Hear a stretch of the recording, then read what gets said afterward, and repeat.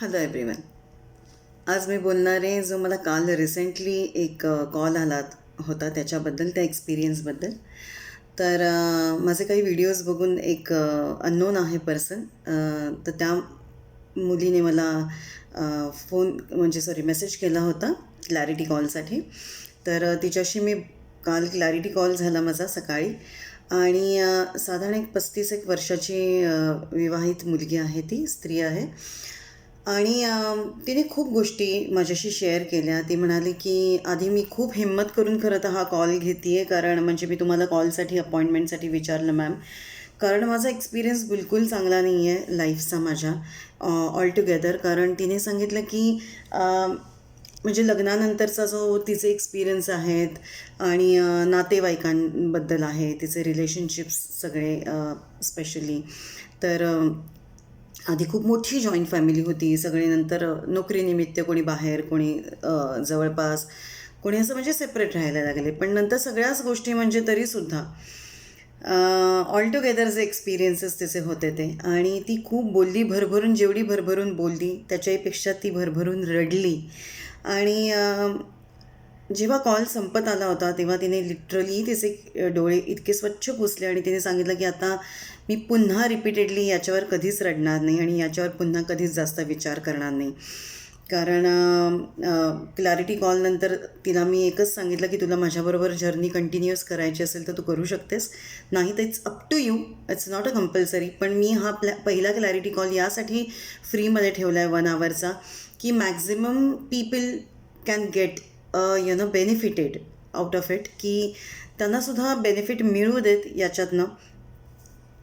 बऱ्याचदा असं होतं, तिने सांगितलं की बऱ्याचदा असं तिच्या आयुष्यात घडलं की ती पूर्वी नोकरी करत होती, तर बऱ्याच वर्षांपासून एकत्र काम केल्यामुळे काही लोकांशी खूप जास्त जवळीक झाली होती. तर नॅचरली असं होतं की आपल्या गोष्टी आपण पर्सनलीसुद्धा हळूहळू शेअर करतो. तर त्या शेअर करणं झालं. काही मित्रमैत्रिणींशी पूर्वी मी शेअर केलेले आहेत, तिथेही तोच अनुभव, कोलिग्सशी सुद्धा तोच अनुभव. नंतर तिने नोकरी सोडली काही वर्षांपूर्वी. पण हे सगळे अनुभव किंवा नातेवाईकांपैकी सुद्धा जर कोणाशी वाटलं आणि एखाद्याशी बोललं, तर तिथे असं होतं, तिने अनुभव सांगितला की इतका बिटरनेस माझ्या मनात आहे त्याच्यामुळे, आणि एक प्रकारचा एक फिअर म्हणतो ना, की इतकी ती घट्ट भीती बसली आहे की कोणाशीच आता बोलायचं नाही असं. कारण अनुभव असा आहे, तो काही लोक ऐकतात आणि ॲक्टिव्हली ऐकतात, अगदी व्यवस्थित ॲक्टिव्हली ऐकतात आणि हो ग बरोबर आहे, अरे हो रे बरोबर आहे वगैरे असं सगळं. आणि नंतर मागणं गॉसिप करतात किंवा ते स्प्रेड करतात. आणि कधीकधी आपल्याच पर्सनल गोष्टी ज्या आपण शेअर केलेल्या असतात त्याचा उपयोग करून लिटरली ते बॉम्ब तुमच्यावरच टाकतात, त्याचाच बॉम्ब बनवून तीच सगळी तो दारुगोळा आपल्याच विरुद्ध तो उभा करून आपल्यावरच टाकतात. कधी काही थोडंसं बनलं नाही, आपलं काही थोडंफार झालं तर तिथे लिटरली टॉन्ट सुरू होतात, कारण त्यांना आता बऱ्यापैकी आपलं मन आपण मोकळं केलेलं असतं, सो माहिती असतात गोष्टी. या सगळ्या गोष्टी येतात, खूप जज करतात, अंडर एस्टिमेट करतात. आणि असं लिटरली लोक फील करवतात तुम्हाला की या इतक्या सिली सिली गोष्टी आहेत, इतक्या कॉमन गोष्टी आहेत, आणि काय आहे याच्यावर चर्चा करायची, काय याच्यावर साध्या एवढंही मॅनेज होत नाही. आणि बऱ्याच गोष्टी येतात की जिथे तुम्हाला असं फील होतं की इतकं लो फील करवतात लोक. तर तिने एक गोष्ट असते इथे ही की तिथे 2 गोष्टी अशा घडतात की एकतर अशा व्यक्ती एकदम सायलेंट मोडमध्ये जातात की तुम्ही काहीही बोला, तुम्ही चांगलं बोला, वाईट बोला, ती व्यक्ती सायलेंटमध्ये गेलेली असते, कारण डीपली हर्ट असतो तिच्या मनामध्ये, त्या व्यक्तीच्या मनामध्ये.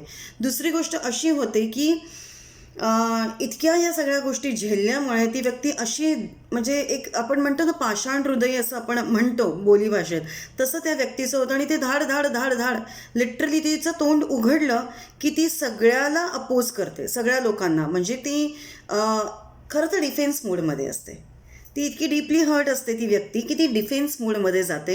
आणि मग आपल्याला वाटतं किती रूढ आहे ही व्यक्ती, बाप रे, किती आधी तर एवढी शांत होती, सगळं नीट होतं सगळं, किंवा शांत होता, आणि हे काय झालं अचानक, हे काय बघतोय मी, किती मिसबिहेव आहे हे, किती डिसरिस्पेक्टफुल आहे.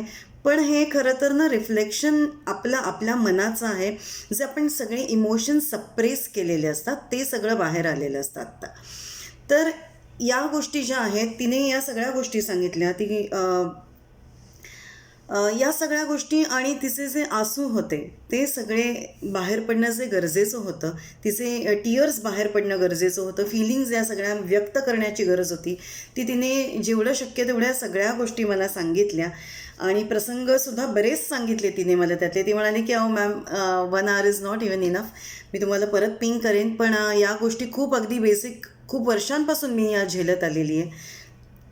तर त्याच्यावर मी काही गोष्टी सांगेन. आणि बरीच लोक असं करतात की ऐकतात आणि ते इतके इम्पेशंट असतात की खूप सारे सजेशन्स पण देतात, अगं ह्या गोष्टी होत राहतात किंवा अरे या गोष्टी होत राहतात, हे करून बघ असं आहे तसं आहे असं तसं.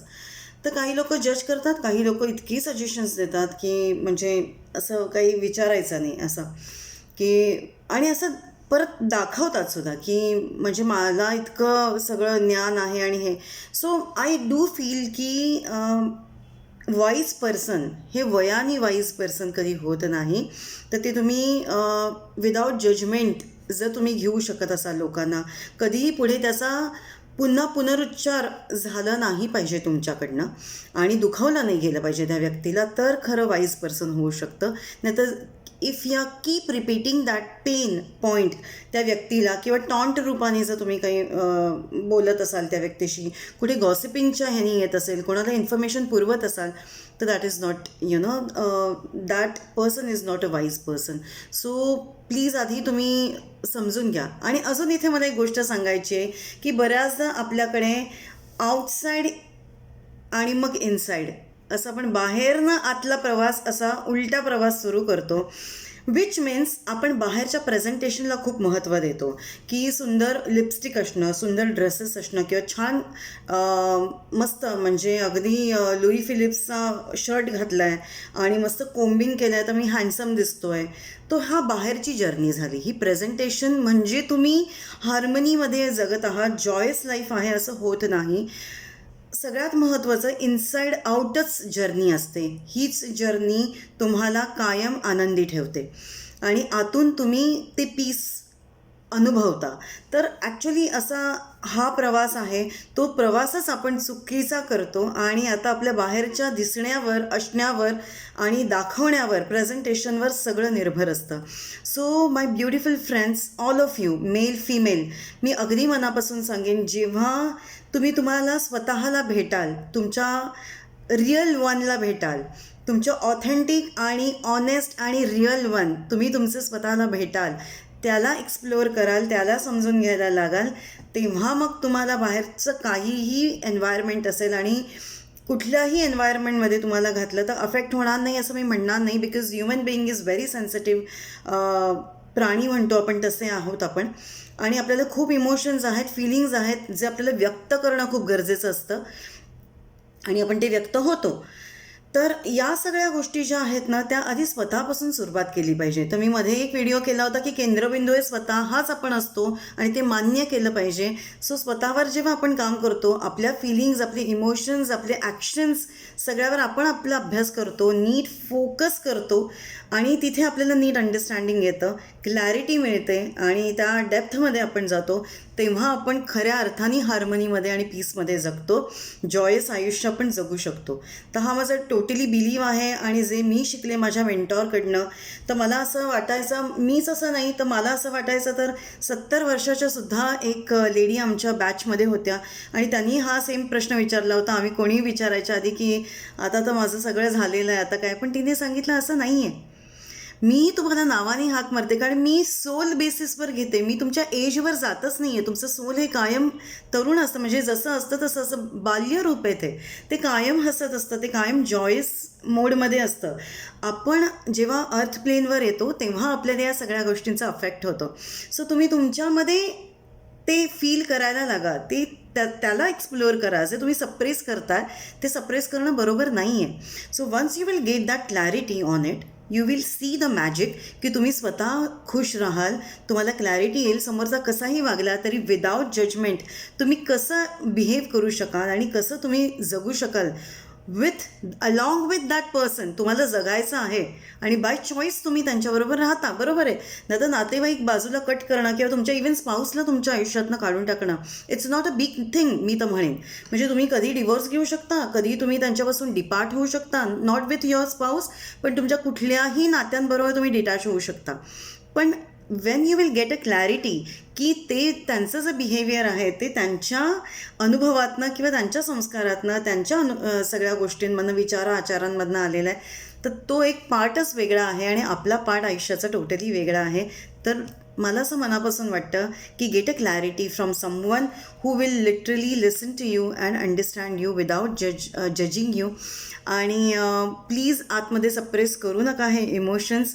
कालचा जो कॉल आला त्याच्यावर मला हा व्हिडिओ बनवावा असा वाटला. काल मी literally I just went in to my mode आणि मी खूप विचार करत होते त्याच्यावर. बऱ्याच गोष्टी मी परत एक्झामिन करत होते, माझं स्वतःचं आयुष्य एक्झामिन करत होते, माझे परत इमोशन्स एक्झामिन करत होते आणि I went in to that mode again. आणि विचार करत होते मी पुन्हा की आपल्याला स्वतःला फिक्स करणं, आपल्याला स्वतःला क्लॅरिटी मिळणं किती गरजेचं असतं. तर मला असं खूप मनापासून वाटलं आणि म्हणून आज मी हा व्हिडिओ डिटेलमध्ये बनवलेला आहे. तुम्हाला कोणालाही काहीही बोलायचं असेल आणि क्लॅरिटी हवी असेल तर नक्की बोला, माझ्याशी बोला किंवा कुठल्याही काउन्सिलरकडे जा. बट मेक शुअर की वरवर दिसणाऱ्या ज्या व्यक्ती असतात की ज्या वाटतात की ते ऐकतायत आणि सगळं आहे, पण प्लीज मेक शुअर की they will not spread your personal things with anyone. Okay. आणि ते जज करणार नाहीत किंवा सतत खूप सल्ले देणार नाही तुम्हाला किंवा तुम्हाला असं म्हणणार नाही की हे सिली आहे, हे इतकं काय मोठं आणि हे. सो काहीही सिली नाही आहे. प्रत्येकजण आपल्या अनुभवातनं जात असतं. So nothing is silly. I don't feel so की कुठलीही गोष्ट सिली आहे किंवा चाइल्डिश आहे. तर मला खूप काही शेअर करायचं आहे, पण मला लिमिटेशन येतं जेव्हा पर्सनली लोक येतात, जेव्हा सेशन्स आमचे पुढे जातात, तेव्हा मी माझ्या पर्सनल गोष्टीसुद्धा आणि अनुभवसुद्धा खूप शेअर करते त्यांच्याबरोबर, त्यांना खूप गोष्टी सांगते. सो प्लीज तुम्हाला कुठलंही गिल्ट असण्याचा आणि शेम असण्याचा काहीही किंवा ते आत ठेवण्याचा, रिझेंटमेंट्स काहीही हक्क नाही आहे. कारण तुम्हाला हक्क याचा आहे की तुम्ही जॉयस आणि हार्मोनियस लाईफ जगावं. ओके. सो ज्या एजमध्ये तुम्ही आहात त्या एजपासून तुमची ती सुरुवात झाली पाहिजे आणि व्हायला हवी आणि ते पुढचं सगळं आयुष्य खूप सुंदर असलं पाहिजे तुमचं, असं माझं नेहमी इच्छा असते आणि त्या ह्यानीच मी व्हिडिओज बनवते. सो स्प्रेड करा तुम्ही हा व्हिडिओ ज्यांना तुम्हाला वाटतं आहे की स्प्रेड करावा. आणि तुम्हाला जरी काही क्लॅरिटी हवी असेल तर नक्की please ping me on my personal phone, personal mobile आणि मला मेसेज पाठवा क्लॅरिटी कॉलसाठी, अपॉइंटमेंटसाठी. Thank you so much for listening to me today for a long. Thank you so much. See you soon.